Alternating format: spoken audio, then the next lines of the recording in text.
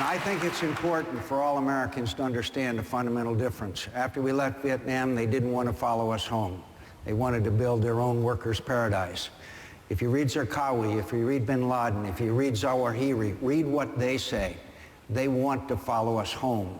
They want Iraq to be a base for al-Qaeda to launch attacks against the United States. Their ultimate destination is not Iraq. Their ultimate destination is New York City, Washington, D.C., Chicago, and Phoenix, Arizona. This is a transcendent challenge of our time. I believe that we can meet it, and we will defeat it. Congressman Paul, I know a lot of, we'll get everyone in on this. Congressman Paul, just want to allow you to respond. Shortly after the Vietnam War ended, Colonel Tu and Colonel Summers met, and they were talking about this. And the American colonel said, you know, we never lost one battle. And Colonel Tu, the Vietnamese, says, yes, but that's irrelevant. And it is irrelevant.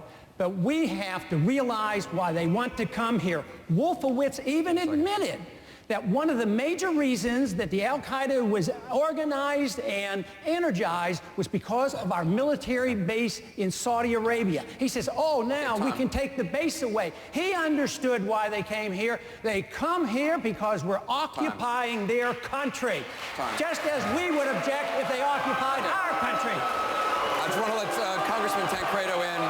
We're running short on time, so please, let's try to get to these. You have 30 seconds. I wish that we lived in the world that Ron has described. I wish that we lived in a world where we did not have to worry. By simply removing our forces, we would be safe. Unfortunately, Ron, honest to God, I don't believe that that is the case. We are living in a world where we are threatened. It is radical Islam. It is the ideology, the political and religious ideology of radical Islam is a threat to America, and it would be a threat to America if we never had a single person serving anywhere outside this country. We got another question. This one's going for Mayor Giuliani. Hi, my name is Sam Garcia. I'm from Colorado Springs, Colorado. The following question is for Rudy Giuliani. Mr. Giuliani, a while back, a friend and I were having a discussion about you and some of the other Republican candidates. He blatantly made this statement somewhere along the line. Rudy Giuliani is using September 11th, 2001 to propel himself into the White House. My question to you is, how do you respond to this accusation and other accusations similar to it? 90 seconds. Sam, what I say is I would like people to look at my whole record. Long before September 11, 2001, I was the third-ranking official in the Reagan Justice Department. During that period of time, I actually did something about illegal immigration. I played a large part in stopping the Haitian illegal immigration into South Florida. I negotiated the agreement with the Haitian government that allowed us to put a Coast Guard cutter in the waters outside of Port-au-Prince, as well as the legal agreements that were necessary to do the examinations there. And this terrible problem that was going on that was also leading to the loss of life was ended, or at least ameliorated tremendously. I was the United States Attorney in the Southern District of New York. I prosecuted thousands of organized crime figures. I prosecuted Sicilian mafia members, never had been done before in an American court. I was mayor of a city that was described as one of the greatest turnarounds of any city in the history of America. George Will said, I ran the most conservative government in this country, most successful conservative government in this country in the last 50 or 60 years. This is all before September 11, 2001. I reduced taxes. I reduced spending. I reduced welfare.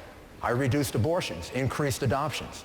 These are all things that I did before September 11, 2001. And the reason that I believe I'm qualified to be President of the United States is not because of September 11, 2001. It's because I've been tested. I've been tested in a way in which I ran the third largest government in this country, the 17th largest economy in the world, and I got very, very remarkable results, and that is the evaluation of other people, not me. All right. We've got a question which... definitely a reminder, this is a YouTube CNN debate. Let's watch. Yeah. Will you grant your vice president as much power and influence as I've had? And remember, before you answer, I'm watching you. Funny video, serious question. Senator Thompson, would you have a vice president? First of all, I'm greatly relieved. For a second there, I thought that was me.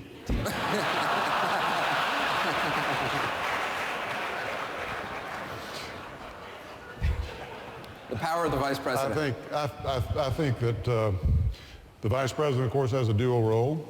He has a place in the executive branch of government. He also presides over the Senate, so he has a place in the legislative branch also. But a Vice President ought to be chosen basically on his ability to serve as President of the United States, if that situation would call for. Therefore, he needs to be brought into the administration. I think that a Vice President ought to have substantial authority. I think especially in national security areas, expertise in that area is especially beneficial to a president who's having to deal with all the issues the president has to deal with, but certainly some expertise either in the domestic area or the national security area. Some legal training also might be helpful. I think one of the most important things that we're going to be facing for this next president is the selection of United States judges to the Supreme Court. So I think that all those are things that you have to take into consideration and deciding what kind of authority the Vice President should have. But basically, he should have the authority that the President gives him, and he should adhere to that authority. Senator McCain, has this president given too much authority to the Vice President? Look, I'm going to give you some straight talk. This president came to office in a time of peace, and then we found ourselves in 2001. And he did not have as much national security experience as I do. So he had to rely more on the Vice President of the United States. And that's obvious. I wouldn't have to do that.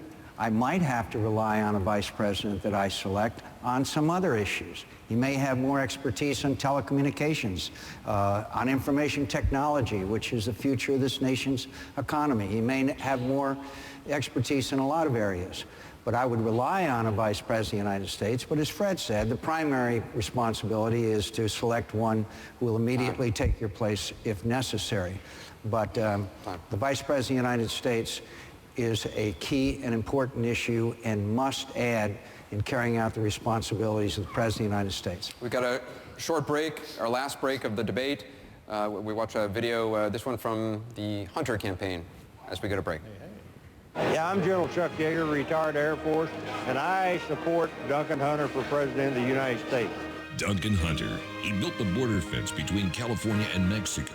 As chairman of the House Armed Services Committee, he kept our military strong and kept defense jobs in America. And when liberal judges tried to take down the Veterans Memorial, Duncan Hunter's bill saved it. For a real conservative for president, join our team now. Go Hunter08.com. I'm Duncan Hunter, and I approve this message.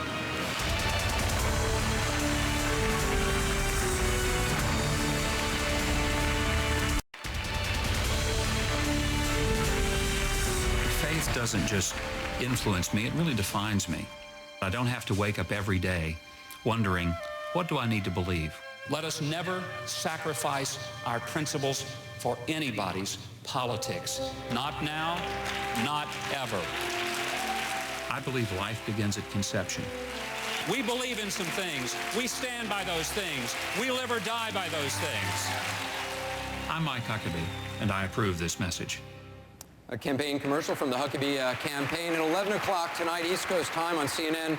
Campbell Brown has a one-hour special, a broken government special called Campaign Killers. It's about attack ads. It's an interesting show starting at 11 o'clock East Coast time tonight. All right, let's get back to the debate. Another question from a YouTube viewer. Let's watch. My name is Keith Kerr of Santa Rosa, California. I'm a retired brigadier general with 43 years of service, and I'm a graduate of the Special Forces Officer Course, the Command and General Staff course, and the Army War College. And I'm an openly gay man. I want to know why you think that American men and women in uniform are not professional enough to serve with gays and lesbians. I want to point out that Brigadier General Keith Kerr is here with us tonight. Glad you're here. I'll give the question to Congressman Hunter. General, thanks for your service, but I believe in what Colin Powell said when he said that having openly homosexual people serving in the ranks would be bad for unit cohesion. And the reason for that, even though people point to the Israelis and point to the Brits and point to other people as having homosexuals serve, is that most Americans, most kids who leave that breakfast table and go out and serve in the military and make that corporate decision with their family, most